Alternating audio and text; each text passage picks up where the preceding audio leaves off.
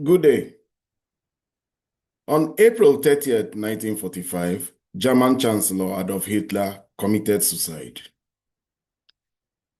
As the Red Army, the Soviet military stormed into Berlin, the noise of their approach was very close, and when they were just a few blocks away from his bunker, he called his personal staff. He had a meeting with them, and then he retired into his private chamber. That was just after marrying his long-term girlfriend or partner, Eva Braun. Both of them entered the private chamber of Hitler, and there they had a gunshot. Later on, when his staff went into the room, Hitler had committed suicide. He had shot himself in the head. Eva Braun, on her own part, she took cyanide and killed herself. His staff very magnanimously burnt his body because they didn't want the Soviets to grab his body. They took it to the garden and burnt it. By the time the Soviets arrived in Hitler's bunker, it was only his burnt body they found. But what they did is that they identified him as Hitler, Adolf Hitler, through his dental records, through his teeth. It was through his teeth that Adolf Hitler was identified. But several years later, the Soviets worried that Adolf Hitler's corpse or burial place may become a shrine.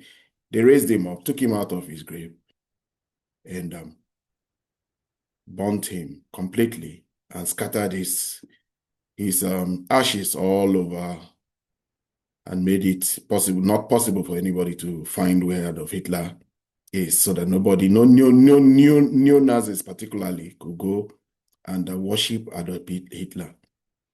If we recall, the same thing too happened to Osama bin Laden. So Adolf Hitler was also identified only by his dental records. A few days ago, the former president of Russia made a very ominous threat. That threat was targeted at two very important personalities in Europe. That was Macron, President Macron of France, and President Merz, Friedrich Merz of Germany. He also used the analogy that if they continue on their way and their merry path and continue to antagonize Russia, they too may have the fate of Hitler, where it will be only by dental records that they may be identified. Good day and welcome to my channel, Ebimo Amungo's Perspective on Global Affairs. If you're new to my channel, please subscribe. If you have any comments regarding the views and opinions I express in this video, please put them in the comment section. Do well to like and share. We have all known that the strong face of the Russian political class is Dmitry Medvedev, the former president of Russia and now the deputy of the Russian Security Council. He is the one who tends to make very strong statements at a time that President Putin puts on a suave and diplomatic mien all over the world. At this point in time now, Putin is in Shanghai, Tianjin, particularly in China, charming most of the leaders of the world, of the Euro-Asia and Asian bloc. But Medvedev put out a tweet in this same time that was very ominous, very threatening. This tweet came out of the fact that in recent times, there's been continuation of antagonism from the European countries, and Medvedev put out these 2 points. One, he said, Trump and 2 pieces of bad news for the fraternal twins. Trump is alive and Russia is advancing. The 2 fraternal twins, Merz and Macron, are rare freaks. One tests for revenge, the other, a rooster, is afraid of the predator at the gate and is blackmailing Trump with Putin. They have completely forgotten the lessons of World War II. However, things could end like they did in 1945. they too may end up being identified by their teeth. I should point out that at this point that there has been a rumor last week that Trump was dead. That rumor circulated within the American political class for a while because Trump was not like his normal self. He was not visible for a few days, but later on he was found. So when that rumor of Trump's death was circulating, those who are the Atlantists and the globalists, they were very happy because Trump has become a reality that is challenging to the worldview that they hold. Then the second point Medvedev puts out here is that Russia is advancing on the battlefield. Russia really is advancing in Pokrovsk, in Kupiansk. In fact, Kupiansk is almost circled in Konstantinovka and a few cities of the Donetsk, those very strongly fortified cities in Donetsk.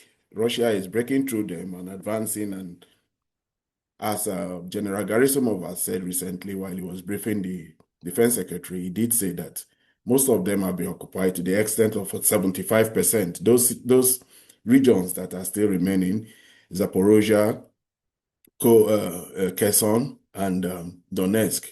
So when he put out this tweet here now, what he's saying is that the fraternal twins, Merz and Macron, are rare freaks, one thirsty for revenge. Obviously, twice the Germans have tried to defeat the Russians, and twice they failed. The failure of World War II was very telling for them. Despite the devastation they caused, the German Nazi regime then caused to the Soviets, they did lose very resoundingly in that war. They lost a lot.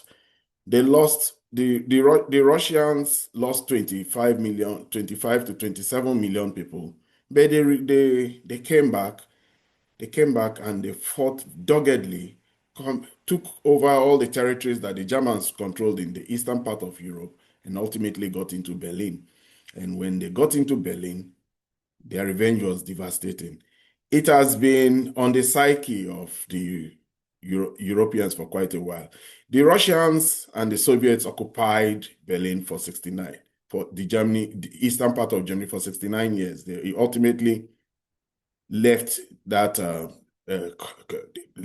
the reunification after the fall of Berlin in 1989. But they were in Berlin. They occupied Berlin. We can even say that America is still occupying the German states using the instrument of NATO till now. Germany has been occupied since World War II. However they want to frame it, they really have been occupied since World War II. And for the Germans, Dmitry Medvedev is insinuating that they want revenge.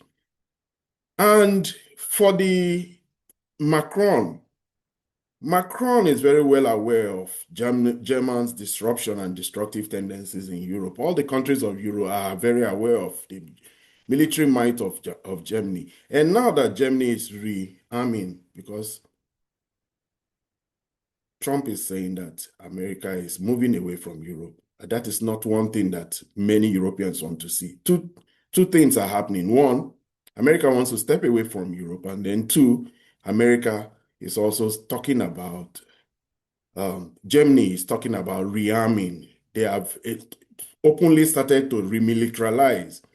Germany was supposed to have been made a neutral country, but the Americans and most of the people on the West refused against them being a neutral country, wanting them to be in NATO. They were caught up in a bad place during the Cold War, but now, using the excuse of Putin, Germany is now rearming and Germany is remilitarizing, and that is putting a lot of fear in France, and it is putting a lot of concerns for Poland. It is putting a lot of concerns for the countries of Eastern Europe. They know that as the biggest industrial might in Europe, Germany, an unleashed Germany, is a fearsome Germany, very, very frightening to most of the country. And that is why Putin is the excuse that Macron is using to continue to keep Trump in Europe It is the excuse that most of the other countries, even England, is using to keep Trump in Europe, using every single forms of subterfuge and every single methods that they can to make sure that Trump continues to remain in Europe. This is at a time that the Shanghai Cooperation Organization is still going on there, and Putin is putting up a brave face there. But the activities in Europe has been interesting. Apart from this threat by Medvedev, Europe continues to worry. There was an action recently where von der Leyen's plane was trying to get to Bulgaria to go and see how arms production, artillery production particularly, is going on in Bulgaria. And her plane was jammed. She couldn't land for quite a long time, a few hours. And they ultimately had to resort to using paper maps. The fear of Russia is one. Of course, Russia was blamed. Russia has been blamed for a lot of things. Von der Leyen and another German is very motivated. The actions of von der Leyen, the actions of Merz are very suspicious to the French and to all the other countries around, especially Hungary. All those countries that have a history with Germany, they are really worried as to why the Germans, particularly von der Leyen and Merz, are so hawkish about this war in Ukraine and will do everything to stop its peaceful resolution. The other day, von der Leyen was also in Lithuania, and there she was approving funds for the Lithuanian authority to the extent that they will be giving money to monitor activities in Kaliningrad. Kaliningrad is the enclave where Russia has a Baltic enclave there, and that's an enclave that was taken out of Germany. It was used to be the headquarters of Prussia, the German state. And she is talking about how, because the Russians have a very formidable nuclear stance and arsenals there, and it's a port they control very easily, and it's very important to their strategic position in the Baltic. But the Leyen was telling the Lithuanians that they will increase funding for them to be able to monitor the trains, those trains that take military hardware to Kaliningrad. The Germans are all in, and they are all in. And as Dmitry Medvedev has said, they are in because they seek revenge, and that they should be very wary and remember what happened to Hitler. Moving on to what's going on in the Shanghai Cooperation Organization.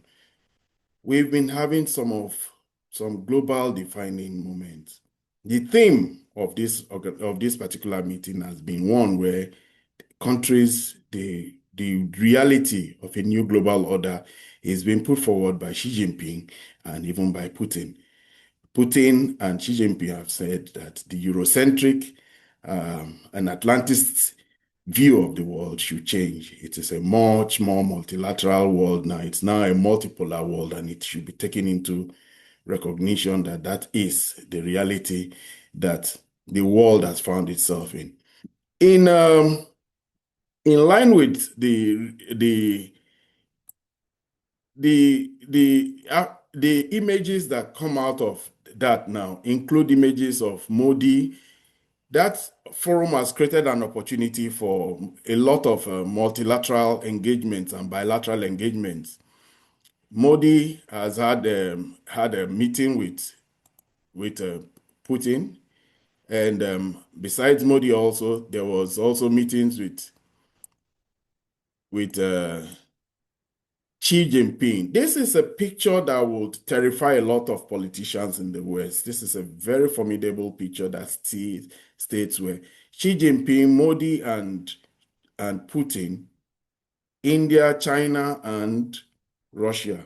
Russia is being a facilitator of better improvement and improvement in the relationship between India and China. And Modi is seems amenable to it, especially as the Trump administration has pushed the Indians away, shredded 10 years of improvements in relationships between India and USA, and instead have chosen to align themselves with Pakistan, and to the detriment of India. India now is moving closer to China. They strengthened their relationship with Russia in a bilateral, and Modi was very effusive of his relationship with Russia. This is a relationship that is causing the disquiet in the whole of America and causing concerns for the Europeans because this relationship is what helps the Europeans continue to get diesel and get fuel. In fact, the other day it came out, it was revealed that even Ukraine gets most of its diesel these days now from importation of diesel from India. So the movement is India buys the oil of Russia, refines it, and sends it to Europe. And now we find out that even Ukraine benefits from that relationship. Xi Jinping also had the opportunity of meeting with quite a lot of leaders, including Erdoghan. Erdoghan also had a bilateral with Putin, and these bilateral were quite important. The Shanghai Cooperation Organization has created a forum for ventilation, a lot of ventilation, a lot of realignment of strategies. Putin and Erdogan had a good one. They met. It was a very important bilateral for them too because they have testy relationship. Erdogan has been trying to work on has created a platform where the Ukraine war is at the center of it. He benefits from both ways. He has good relationships with Ukraine and good relationship with Russia, and then he tries to create a forum or a platform for where peace meetings between Ukraine and Russia has been taking place. Eventually, he had a bilateral with the Russians. The Russians have a lot of concerns against him because of what is going on in Azerbaijan and the Caucasus. But yet, they know that this relationship is a give and take relationship, and they had a bilateral and tried to strengthen their talk between each other. Putin also ultimately had his own talk in the bilateral there, made his own statements, and they were very powerful statements. The main point of this Shanghai Cooperation Organization is that Xi Jinping unveiled his vision for a new global order. He said we should advocate for equal and orderly multipolarization of the world. He also said that the Shanghai Cooperation Organization should form a development bank. We should remember that the BRICS organization has their own new development bank, which is a big instrument by which they are developing Asia and developing the BRIC countries, the countries of the Belt and Road Organization. He also wants the Shanghai Cooperation Organization to also have a development bank as soon as possible.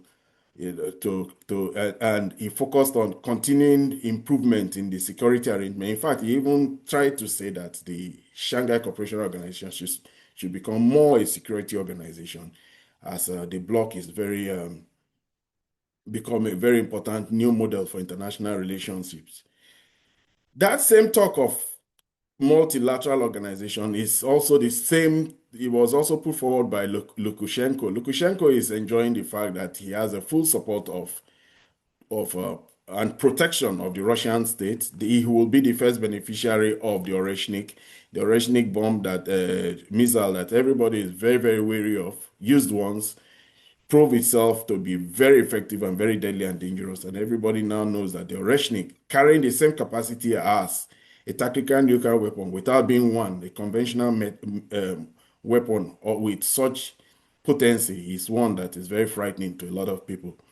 Meanwhile, Putin, in his own speech, when he was making his own speech, he did say that he believed that the war in Ukraine will soon be coming to an end. He continues to restate that it's the West that has that pushed this war because of the coup.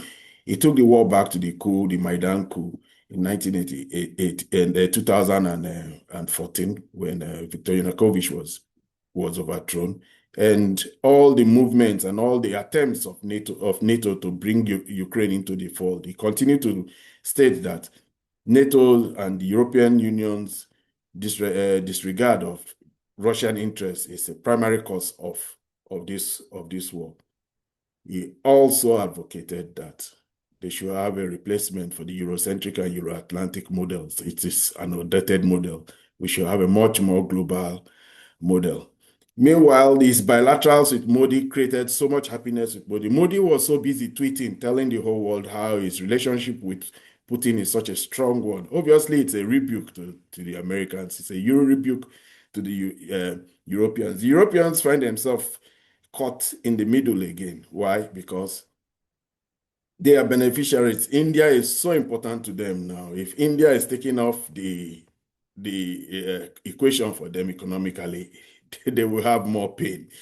Meanwhile, Navarro, the trade advisor for Trump, the one who is crafting all these tariffs, has said that in fact, he has even directly accused Modi of being the one who is funding the Ukrainian war. That is how he sees it, because Russia is selling oil to India, and India is making money off it. Even almost used the racist description of what was going on in India.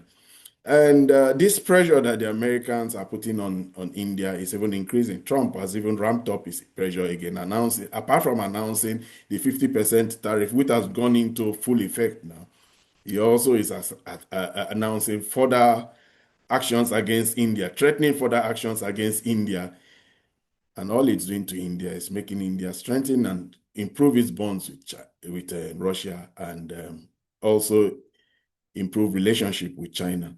So the Shanghai Cooperation Organization is almost coming to an end, but Modi did not leave that event without a parting shot. What he did was that Azerbaijan, which has become a very interesting player in the chess game of geopolitics recently, through the actions it did, its full support for Israel during the operations against Iran, and also its involvement in Operation Spiderweb against Russia has become a player also. And for that reason, amongst many other reasons, in India's own reckoning, their support for Turkey and their support for Pakistan is a no-no. And India, before Modi left, India vetoed Azerbaijan's full membership accession into being a member of the SCO, and that was not such a good thing for Azerbaijan. But Azerbaijan doesn't worry. China supports them. They have very good relationship with China.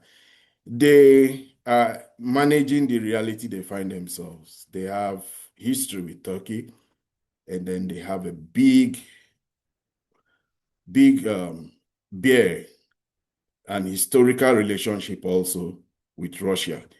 Russia, we should remember, has had good relationship with a large cost of the vast amount of countries that it has. It has over 14 to 20 countries bordering it. I'm not sure of the specifics yet, but with Ukraine is the one that they have the most problem with. It used to be Finland in the past, but Lithuania. They have long history. All the countries that border Russia have had long history of occupation, wars, and challenges between the two countries over the centuries. So it's not new. This antagonism they have for each other isn't new. It's just another re-emergence and resurgence of those antagonisms. It has been historical, 1,000-year history with such a powerful neighbor as Russia will not mean that it will not be a good one. It's not a cup of tea. And this is another flare-up.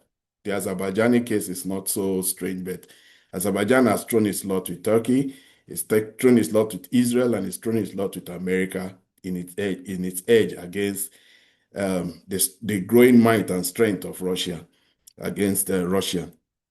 So Modi gave a parting shot, and that parting shot was to veto Azerbaijan. As regards to Erdogan and Putin, Erdogan said, in fact, Erdogan invited Putin to Turkey. I doubt if Putin will take that. I don't think he trusts Erdogan that much. Nobody trusts Erdogan that much. I don't think Putin will dare it. But Putin was invited also to India, and Modi was very effusive when he said 1.4 billion Indians are waiting and looking forward to receiving Putin in India. Putin was very effusive, and he thanked Erdogan for his own efforts at making sure that the peace in Ukraine comes to an end, and Putin making sure Istanbul is a platform.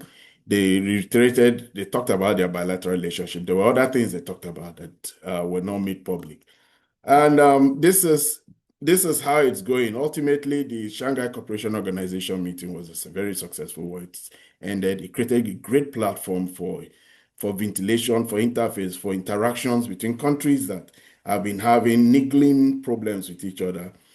Um, Zelensky was not there. He would have wished to be there. He did make a tweet sometime and he called on the countries to urge President Putin to put a ceasefire. Ceasefire is all he wants. He wants ceasefire. This war should end so that he can rebuild, rearm, and re-strengthen his army. They are losing and the war is going very bad for them. And for that reason, he insists on a ceasefire. As for the Russians, we even found out the other day a map by General Gerasimov while he was briefing the defense minister. There was a map that was very clear. The map had Odessa, Nikolaev, and all the territories, all the way down to Transnistria.